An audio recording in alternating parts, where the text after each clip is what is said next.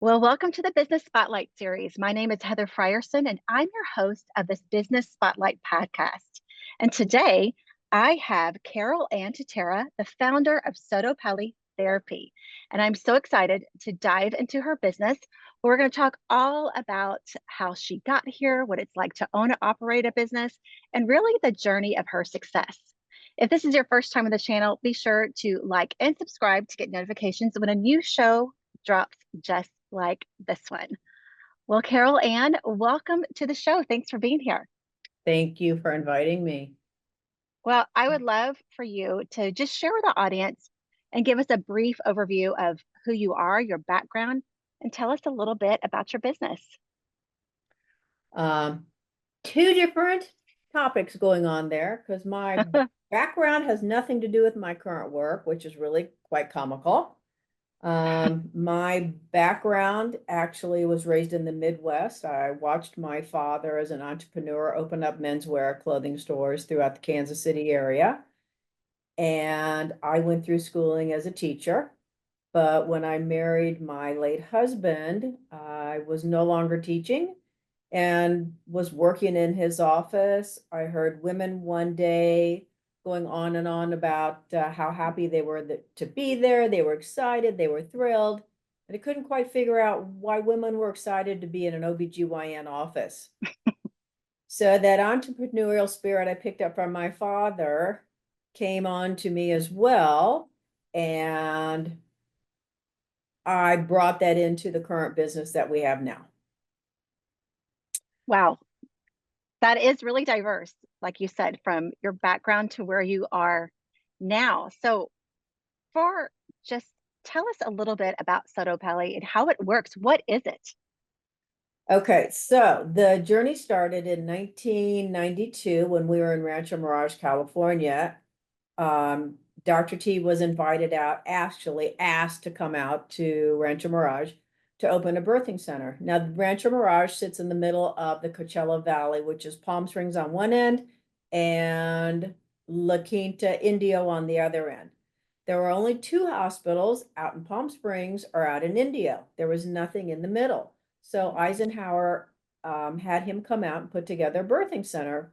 While he was at the birthing center, another physician came up to him and said, "Hey, how would you like to put in a pellet?" He said, "Sure, great, but what's a pellet?" When he started helping him, he realized that was the final piece to doing bioidentical products for women. And he'd always used common sense. Oh my gosh, he was so bright.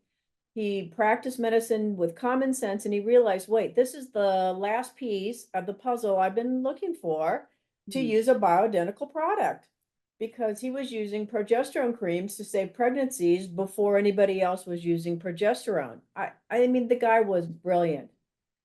Um, 3 months into working with this physician who was Canadian, he only worked down in the area part-time.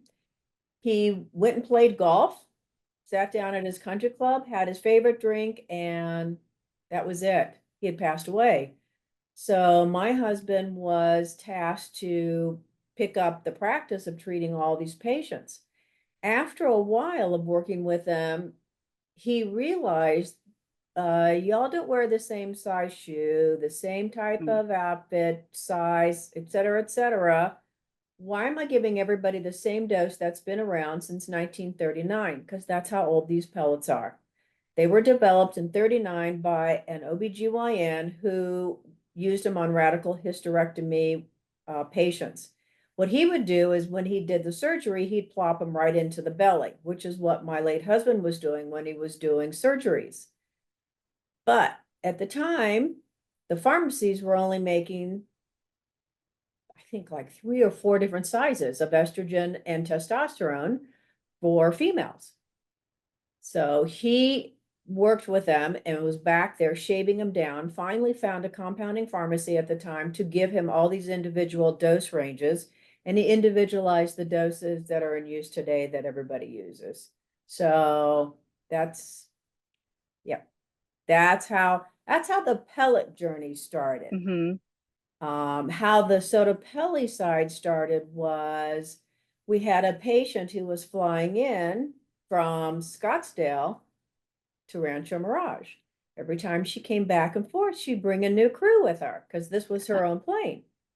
Well, it got to the Wow. point where she said to us, wait a minute here. I'm spending a lot on gas to get everybody here. Do you think you'd come to Scottsdale? Well, we looked at each other and went, wow, oh, this will be a lot of fun. It's a vacation time, right? Well, she helped build our practice, and we were here for a Saturday morning once a month. Saturday morning turned into Friday, Saturday, and we thought, oh, this is kind of fun. You know, a couple days here in another desert. Then it turned into Thursday, Friday, Saturday. Then it turned into Wednesday, Thursday, Friday, Saturday. And I said, whoa, wait, I can't keep doing this Mm-hmm. and running our practice in California. Plus, we had a location, and believe it or not, in Kansas City, where we're from. So we were constantly traveling, treating patients. Mm-hmm. So we were sitting in the airport one day, waiting for our flight from Kansas City to here to go back to Palm Springs. And he said to me at the time, see the writing on the wall? I'm looking at a blank wall. He said, I think it's time that we stay here in Scottsdale. Mm-hmm. So we ended up bringing the headquarters to here. We named the company Sottopelle, which is Italian for under the skin, which is where the hormones are placed. And we started practicing here full time. So in 2002 or 2004, we opened our doors full time, and it's exploded. We've taught physicians all over the country and outside as well. Well, as a woman, this conversation is amazing to me, and I'm so thankful for businesses like yours for sure, and learning all that I can. And so, just for the sake of all of our audience listeners who are women for sure, men, but are business owners, I want to give them just a little bit about the business side of it because it sounds like you've really grown so much. How does your business structure look these days, 10, 20 years later? Do you have other doctors that help you? You mentioned several clinics. What does that structure look like? Well, we grew the one clinic into 4 clinics in Arizona. And then we train other physicians and license out our Sottopelle name. So we're also, the Sottopelle company is the side that trains and educates providers. We also have a multi-patented dosing site that helps providers in how they dose a patient with the hormones. We developed that in the early 2000s. And then the flagship stores in Arizona are called Tutera Medical to make sure that there's a difference between them. So I have I think 6 providers now and a staff here in Arizona. And the other side is the training position as well. It's quite Wow, full. it is full. Out of everything in your all this whole journey, what would you say has been your most, maybe your most memorable roadblock or hurdle that you've had to overcome? I think the biggest issue was partnering up with people who then eventually stole everything and started out and said that they're the founder and they're the leaders.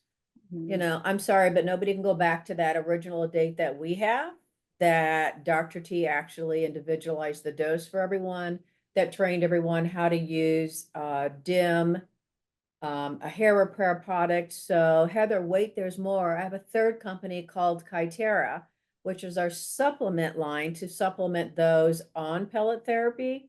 Mhm. And Dr. T developed a health and wellness, a hair repair product, DIM for breast and prostate protection. And then the hair repair product, I had it third-party tested, which is in the 90 percentile for thickening, strengthening, and lengthening your hair. Took some of those good ingredients out, put it in shampoo and conditioner. Voila. So now we've got product lines. So Wow, yeah, that's amazing. If you would look at your day, sounds like you have a lot of hats that you wear. Where do you feel like you spend the majority of your time? in Slack, answering questions from the employees. Yeah, Yeah, that makes sense. yeah, that's what I do. I answer What would emails and Slack messages. mm-hmm. I Hmm. like being on the creative side. So it's fun for me to dabble over there. And I think the Kytera products pull me that direction so I can be more creative. I have a designer who does all of our marketing, and I get to Hmm. do that with her in designing everything that comes out every month in magazines that we promote. Quite busy. Yeah, it sounds like it. You just mentioned marketing, and that's something that a lot of business owners struggle with. But it sounds like something that you really thrive in. What is one of the strategies that you have found has been most helpful for you, or maybe something that didn't work at all?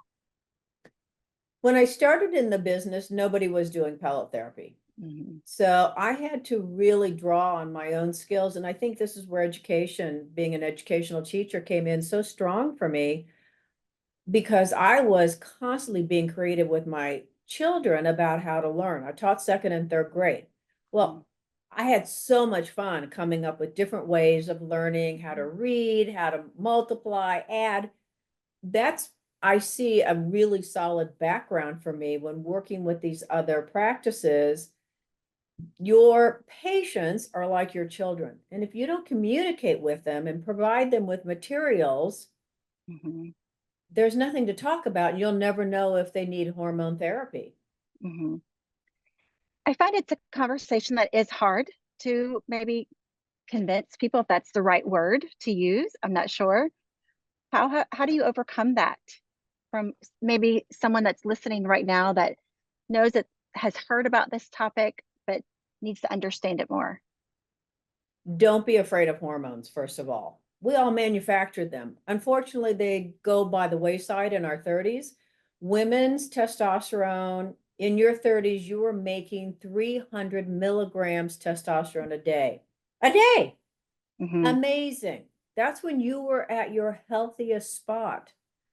So when the hormone is placed under the skin, in the hip, in the back, forget about it. You don't have to do anything because the heart rate regulates the bloodstream that pumps by the hormone. It's like a kid licking a lollipop.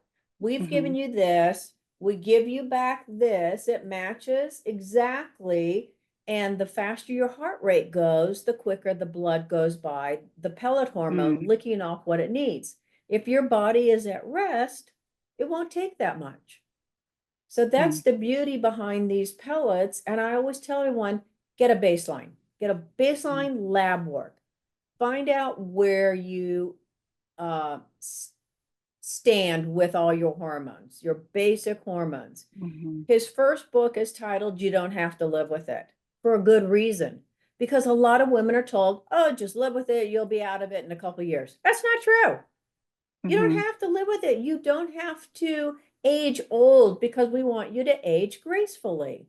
I don't want you to age, like our grandparents did and their grandparents. Everybody bent over and they were looking at their shoes because Mhm. their back and their spine got so bad. They didn't have any calcium in their bodies. They didn't have the hormones in there to keep running like a car. If you don't give your car gas, it's Mhm. not going to run. Mm. That's so good and so important too. Are there any competitors out there, and how do you feel like you can run ahead of them? How do you separate yourself from the rest? There are competitors. There are many who've taken all of my information and twisted it, claiming it's theirs. We stay ahead because honestly, we're the founders. We started in this arena. Sottopelle has a great reputational name. It's great. Yeah, Yeah. I love it. You mentioned your team and you spend a lot of your time in Slack and that you do a lot of training. So, besides the physicians, how would you describe maybe how do you train your team and what your leadership style is? Everybody gets solid training. If you're talking about my employee team, we've got a entire notebook where they've got everything all lined up, all the how-tos, and we go through the entire notebook. We Hmm. also have team meetings to bring up any issues, to be aware of something, to make sure we are talking about it and discussing it. I pivot fast. So if something's not Hmm. working, we're going to yank that page and we're going to pivot quickly. Yeah, I think that's important for business owners to hear when they're trying to build something like you, whether whatever arena that's in, to know how to pivot fast. How do you know when it's time to pivot? It's just a knowing. It's a knowing inside. I can't explain it.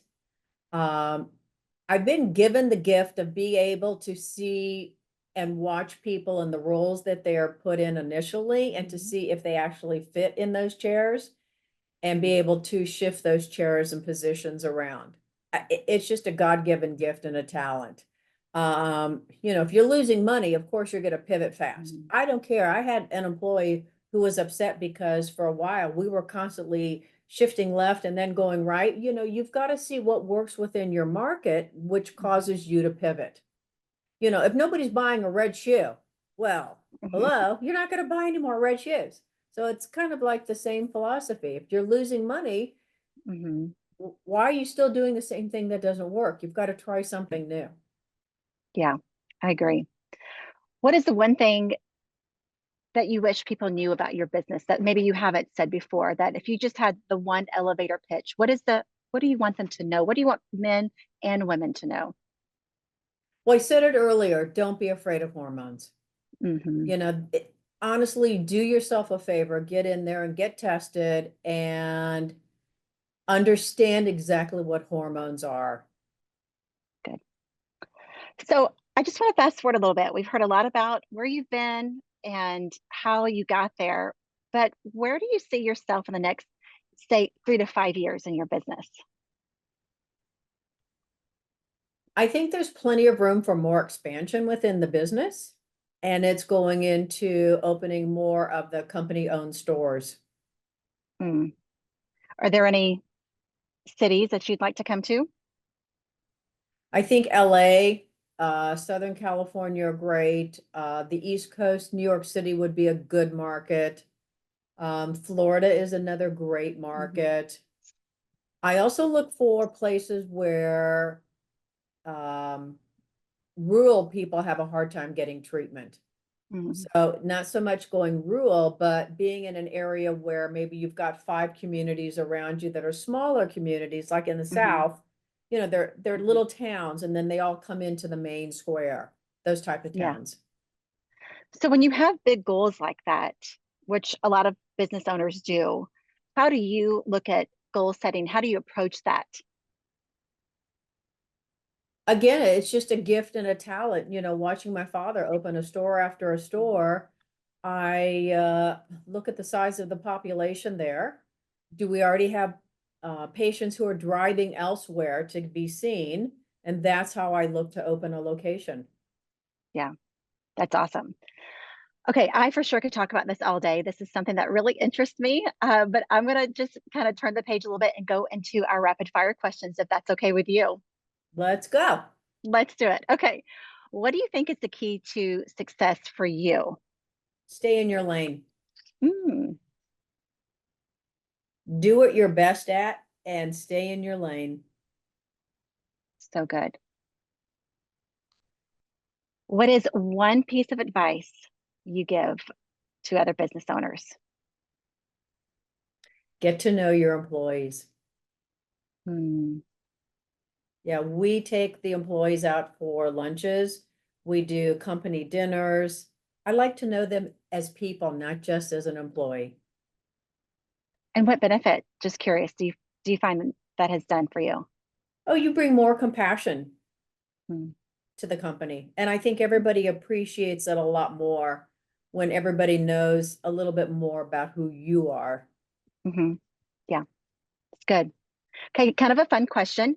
What is a book or a podcast or something that you're just taking in these days that you're Oh, listening or I reading? I love Lisa C. She is an incredible writer, and I have an affinity for anything Asian. And she is an Asian, she's an American Asian descent. You would never know it looking at her, and she writes all these deep stories about China because of her Hmm. family. And some of them have gone back centuries, and it's just, I get just soaked into her stories. They're fabulous. That's awesome. I wrote that down. Lisa C. SEE. SEE. I'm going to look that up. Thank you. Okay, this is another really fun question. If you had a little bit of magic dust and you could choose one spot in your business to sprinkle it, where would you sprinkle it? Sales department. Yeah, that's a lot of us. That's good. All right. Well, before we get to the question of the day, just share, or the last question, share with our audience how they can follow you or learn more, where they can contact you and get to know you more. Always putting that information out on our website because this seems to be award season for the company. We've got a special luncheon coming up in September. I was nominated and received Women of Distinction. So there's a big honor luncheon with Giada. We have a big Congratulations. award in October for the Arizona Business Journal. A big event in November.